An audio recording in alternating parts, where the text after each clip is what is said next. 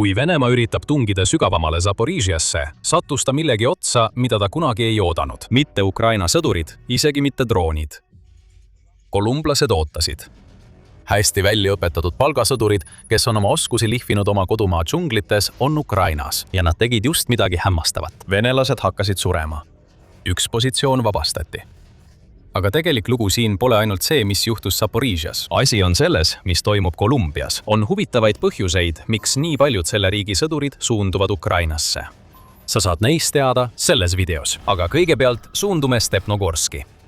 Kogu juulikuu jooksul olid Vene dessantväelased aeglaselt, kuid kindlalt hakanud sellesse väikesesse asulasse imbuma. Olles varem juba kord välja tõrjutud geniaalse ja laiaulatusliku vabastuslöögi käigus, üritasid need Vene sõdurid meeleheitlikult haarata kinni igast võimalikust territooriumist, et nende kaaslased saaksid Putinile teatada head uudist, et Stepanakert on taas nende kontrolli all. Dessantväelased olid küla kontrollimisest kaugel, kuid infiltraatorid on ohtlikud ja see konkreetne grupp oli hakanud rajama väikeseid positsioone põlenud hoonetesse ja teistesse peidukohtadesse, mis võimaldas neil suunata tuld Ukraina vägede pihta ja korraldada varitsusi nende püüdmiseks. Infiltraatoritel ei tohtinud lasta jätkata. Mitte ainult sellepärast, kui palju kahju nad suudaksid teha, vaid ka seetõttu, et Stepnogorsk on olulisem, kui esmapilgul paistab. See pole mingi suvaline küla.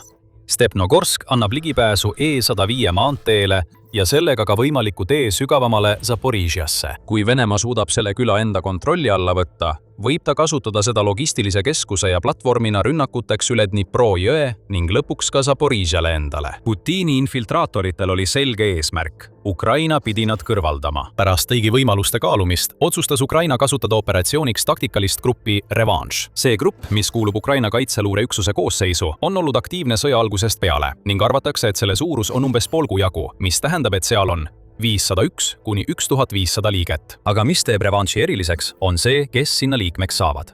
Ukraina sõdurid ei kuulu sellesse taktikalisse gruppi. Liikmed tulevad siia üle kogu maailma, et liituda rahvusvahelise üksusega.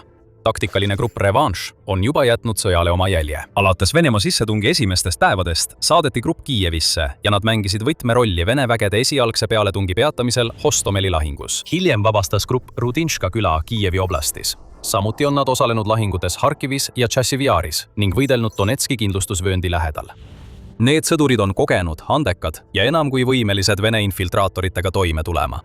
Nüüd on Kolumbia sõdurid taktikalise grupi Revanche koosseisus Zaporižjas ja nad just hävitasid Vene infiltraatorid Stepnogorskis. Grupi 28. juuli Telegrami postitus paljastab kõik. Pärast seda, kui nad mõistsid, et Vene infiltraatorid olid suutnud Stepnogorskisse tungida, taktikaline grupp Revanche ei kiirustanud. Sissetungijad ei kavatsenud kuhugi minna. Nende ülesanne oli leida koht, kuhu varjuda ja siis oodata, kuni varustust ja täiendusi saabub. Mõlemad olid veel kaugel, nii et Revanche'i liikmed kasutasid võimalust põhjalikuks luureks, kasutades ära iga Vene okupantide tehtud vea, et täpselt nende asukoht kindlaks teha. Kui Revanche teadis, kus venelased asuvad, lasti FPV-droonid valla. Korduvalt põrkasid need droonid Vene positsioonile, andes sealsetele dessantväelastele selgelt mõista, et nad on vahele jäänud. Need dessantväelased, kes olid juba keerulises olukorras, oleksid olnud segaduses, kui nad hakkasid lahinguväljal hispaania keelt kuulma. Revanche jätkas droonirünnakuid maapealse rünnakuga, mida juhtisid Kolumbia sõdurid. Enne seda rünnakut anti Vene sõduritele valik: alistuge kohe või surete lahingus. Dessantväelastelt ei tulnud mingit vastust. Seega tulistasid Ukraina Kolumbia sõdurid granaate punkritesse ja kaevikutesse, kus Vene sõdurid varjusid. Ühe lahingu tagajärjed jäid kaamerasse. Näeme, kuidas Ukraina välisvõitlejad sisenevad hoonesse ettevaatlikult dessantväelaste märke otsides. Üks Vene sõdur kõrvaldati lahingus, teine võeti vangi. Operatsioon oli täpne ja surmavalt tõhus. See osutus ka informatiivseks. Kaadritelt näeme, et vangistatud sõdur on juba haavatud. Pea ümber on tal side ja see sõdur üritab peituda kohas, mida võib kõige paremini kirjeldada kui maa-alust urgu. Kui ta leitakse, on tal käed tõstetud. Esimene asi, mida ta ütleb, on: ma tunnen end tõesti kohutavalt. Kas teil on vett või midagi juua? See näitabki, millele Putin oma sõdureid allutab. Varem on räägitud, et sissetungijatele ei anta piisavalt varustust ega vett. 2025 aasta mais tabati Hersonis Vene sõdureid isegi lompidest joomas, kuna nende varustusliinide täielik kokkuvarisemine jättis nad nii meeleheitlikku olukorda, et nad riskisid juua musta vett, et mitte janusse surra. Nüüd näeme Stepanakertis selgelt vigastatud sõdurit, kes palub oma vangistajatelt juua. Dessantväelane saab vett koos sigaretiga ning seejärel võtavad Kolumbia ja Ukraina ühisjõud ta vahi alla. On olemas ka kaadrid järgnenud ülekuulamisest. vangistatud dessantväelane paljastab kõik enda kohta ning sellega toob päevavalgele, mida Putin ja tema käsilased tegelikult sõdurilt ootavad. Lapsena sattus ta koos oma vennaga lastekodusse pärast seda, kui nende ema murdus, kuna ta ei suutnud neid kontrollida. See vend on samuti armees ja võitleb Kurski suunal, paljastab vangistatud sõdur. Sõdur paljastas, et enne lastekodusse sattumist lasi tema isa tal juba varakult viina juua. Isa sattus vanglasse, sest ründas naabrit ja oli ta peaaegu tapnud. Sõdur katkestas kooli pärast 7. klassi ega lõpetanud seda. Ta oli oma esimesel missioonil, kui ta Stepnogorskis vangi langes. Ja kui temalt küsiti Putini kohta, paljastas sõdur, milline on tegelikult olla venelane. Mis mõte sellel hääletamisel üldse on? Putin võidab alati ja kui Putin ja tema kaaslased on võimul, otsivad nad selliseid inimesi nagu see sõdur, kehva haridusega, katkistest peredest, raha pärast meeleheitel. Kui on võimalus kedagi ära kasutada, haaravad Venemaa värbajad sellest kohe kinni. Ja kõik see saadi teada, sest Ukraina saatis Stepnogorski surmava Kolumbia sõdurite üksuse. See viib meid teise suure loo juurde siin, või peaksime ütlema suure küsimuse juurde. Mida teevad Kolumbia sõdurid Ukraina rindeliini põrgus? Vastuseid on palju ja varsti saate teada, et tegu pole vaid mõne Kolumbia võitlejaga, kes riiki suundusid. Neid on tuhandeid. Aga enne kui sellesse sügavamalt sukeldume, tuletame meelde, et vaatate sõjasaadet. Kui saate meie kanalilt väärtuslikku teavet, siis vajutage nuppu telli ja lubage teavitused, et näha rohkem sellist sisu. Kolumbia on Ukrainale palju olulisem, kui te arvate. Kuigi need kaks riiki pole kindlasti liitlased sellisel määral, et Kolumbia aktiivselt toetaks Ukrainat tema võitluses Venemaa vastu. Selle riigi sõdurid suunduvad Ukrainasse, et võidelda koos inimestega, kellega nad tunnevad teatud sugulust. Numbrid näitavad seda. Bogota linna ajaleht avaldas veebruaris, et kolumblased moodustavad nüüd suurima välismaise sõdurite kontingendi, kes on Ukrainasse saabunud. Taktikaline grupp Revanš on neist täis, nagu ka mitmed teised üksused, mis rindel võitlevad. Väljanne ütleb, et praegu teenib Ukraina ridades aktiivselt kuni 2000 Kolumbia kodanikku ja et kokku on pärast Putini sissetungi algust teeninud kuni 7000 inimest. Väljanne märgib, et kolumblased moodustavad umbes veerandi kõigist välisvõitlejatest, keda Ukraina värbab.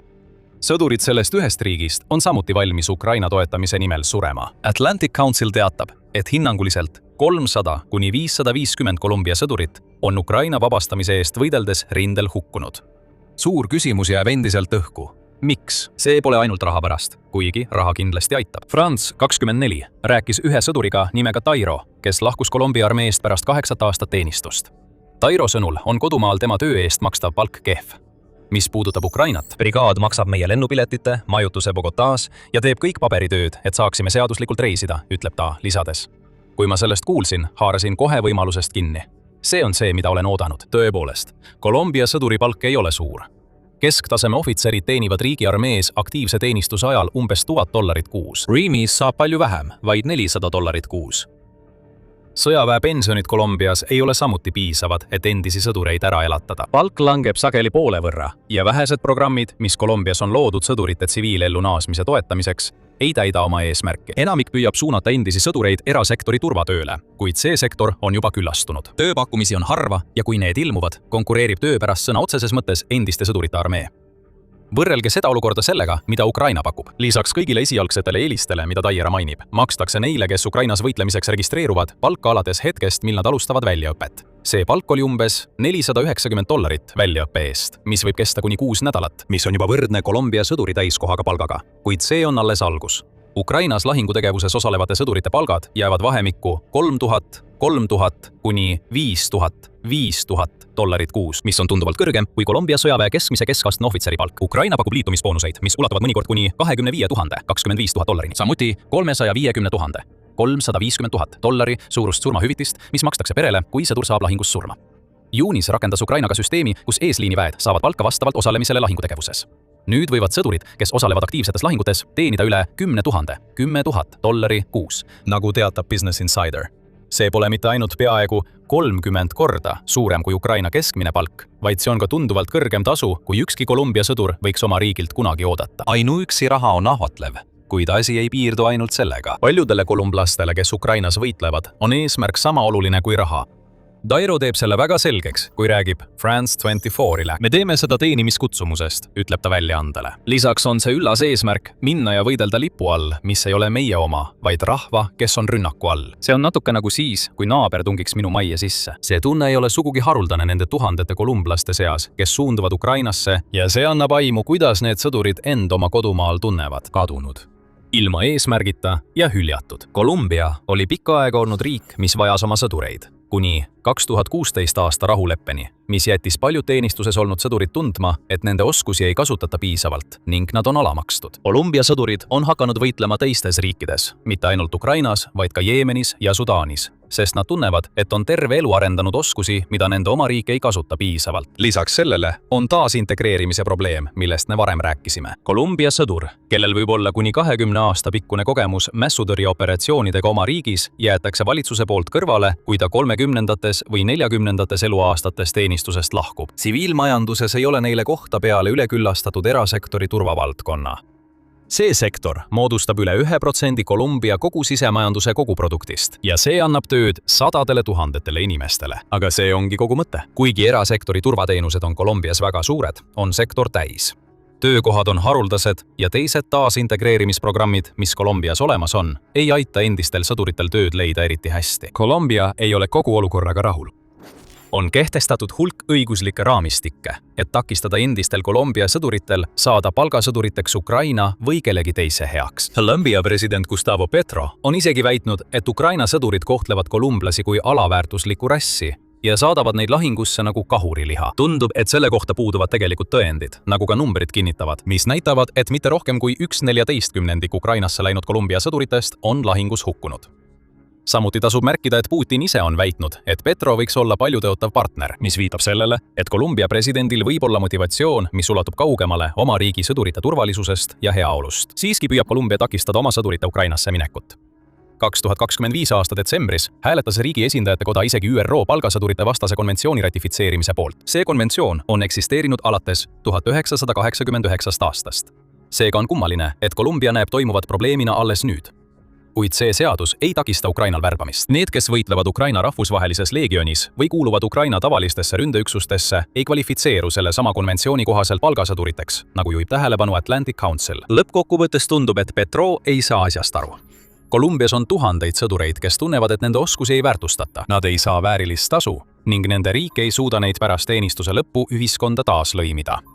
Seetõttu leiavad need sõdurid eesmärgi Ukraina eest võideldes ja Ukraina on olnud enam kui valmis hõlbustama kolumblaste saabumist oma relvajõududesse. Märkimisväärne on see, et esimesed Ladina-Ameerikast Ukrainaga liitunud sõdurid tegid seda omal algatusel, märgib France 24. Alles pärast seda, kui poolenisti argentiinlane ja poolenisti ukrainlane sõdur, keda väljaanne nimetas Nazariks, aitas käivitada skeemi, millega tuua rohkem inimesi üle, hakkas Ukraina aktiivselt mandrilt värbama. Ukraina väidab, et kõik, mida ta teeb, on võimaluse pakkumine. Otsuse tegemine jääb sõdurite endi otsustada. Kõik see toob meid tagasi märkimisväärse rünnaku juurde, mille Kolumbia sõdurid Stepnogorskis läbi viisid koos oma Ukraina kolleegidega. Rünnak oli edukas. Saadi vang, koguti rohkem teavet ja Vene sissetungijad sunniti külast lahkuma. Ukraina jaoks on see suur võit, sest see tähendab, et Venemaa on nüüd kaugemal võimalusest rünnata Zaporižja sihtmärke, mida nad tahavad tabada. Kuid Stepnogorsk ei ole endiselt turvaline, sellest on asi kaugel. See küla on suure osa Ukraina sõjast olnud lahingute tallermaa ning mingil hetkel õnnestus Venemaal Stepnogorsk peaaegu täielikult okupeerida. See olukord pöördus 2026. aasta mais, kui Ukraina väed viisid läbi hiilgava operatsiooni Stepnogorski vabastamiseks Vene okupantide käest. Rida rünnakuid surus Vene väed tagasi, stabiliseerides olukorra külas mõneks ajaks. Venemaa positsioonid varisesid kokku, kui Ukraina viis läbi otsingu- ja hävitusoperatsiooni, kasutades õhuluuret ja täppistuld, et Vene sõdureid paigal hoida, millele järgnesid kontrollid hoonetes, et tappa või vangistada kõik alles jäänud sõdurid. See operatsioon oli väga sarnane sellele, mida nägime Ukraina Kolumbia sõdureid juulis tegemas, ainult palju suuremas ulatuses. Pole teada, kas Ukraina kasutas selles operatsiooni etapis oma Kolumbia üksust. Siiski pole Putin Stepnogorskist loobunud. Ta ei saa seda teha. Küla mängib tema plaanides ülejäänud Zaporižja jaoks olulist rolli. Mai lõpus kolonel Vladislav Voloshin, kes on Ukraina lõunakaitsejõudude pressiesindaja, avaldas, et Putin on saatnud 7. dessantiviisi Stepanakerti suunas konkreetse käsuga vallutada küla juunikuu lõpuks. tõenäoliselt olid need selle diviisi sõdurid, kelle Ukraina Columbia üksus juulis kas tabas või tappis. Mis puudutab Stepanakerti vallutamist juuniks, siis see pole ilmselgelt juhtunud. See on lihtsalt järjekordne hullumeelne ja ebarealistlik tähtaeg, mille Putin seadis, kuigi ta peaks juba teadma, et seda pole kunagi võimalik täita. Mis puudutab seda, mis praegu Stepanakertis toimub, siis me just nägime, et Venemaa üritab salaja infiltreerujaid külla sokutada. Kuid Ukraina jälgib olukorda ja ootab igat võimalust nende infiltreerujate kõrvaldamiseks. Ja praegu ei ole see Venemaa, kes Zaporižžjas edeneb, vaid Ukraina. Nii väidab Sõjauuringute Instituut ehk ISV. Oma 29. juuli Venemaa pealetungikampaania hinnangus teatas ISW, et Ukraina väed edenesid varem Lääne-Zaporižžja oblastis. Arhiivne geolokaliseeritud videomaterjal, mis avaldati 20. juulil ja on dateeritud 2026. aasta juunisse, näitab, kuidas Ukraina väed puhastavad Vene vägede poolt okupeeritud hooneid Kirde-Stepnogorskis, Orikivis läänes, mis viitab sellele, et Ukraina väed olid varem selles piirkonnas edasi liikunud. Nii et tundub, et Putini väed ei ole Stepanakerti vallutamisele lähemal kui siis, kui Ukraina ajas suurema osa neist sõduritest mais välja. Ainult, et nüüd on Putini käsilastel veelgi suurem probleem. Hästi väljaõppinud ja surmavad Columbia sõdurid töötavad koos Ukrainaga, et hoida küla vaenlasest puhtana. Vene sõdurid surevad vaenlase käe läbi, keda nad ei osanud üldse oodata, ja tõenäoliselt leiavad peagi veel sajad, kui mitte tuhanded Columbia sõdurid tee Ukrainasse. Oleme andnud teile ülevaate olukorrast Stepanakertis praegu, aga mis siis, kui soovite rohkem teada saada sellest, kuidas Ukraina üldse selle küla vabastas? Kui see käib teie kohta, siis meil on teile lahendus olemas. Me kajastasime Stepanakerti vabastamist selle toimumise ajal ja selgitasime, miks see oli nii oluline. Draamatilised lahinguvälja-kaadrid ja sügavam arusaam sellest, mida see asula tähendab võitluses Zaporižžja eest, ootavad ees. Vaadake videot pärast seda, kui olete siin lõpetanud. Aga enne lahkumist loodame, et teile meeldis see video. Kui meeldis, siis ärge unustage tellida ja teavitused sisse lülitada, et olla esimeste seas, kes näevad meie igapäevaseid videoid siin Sõjasaates. Ja aitäh vaatamast!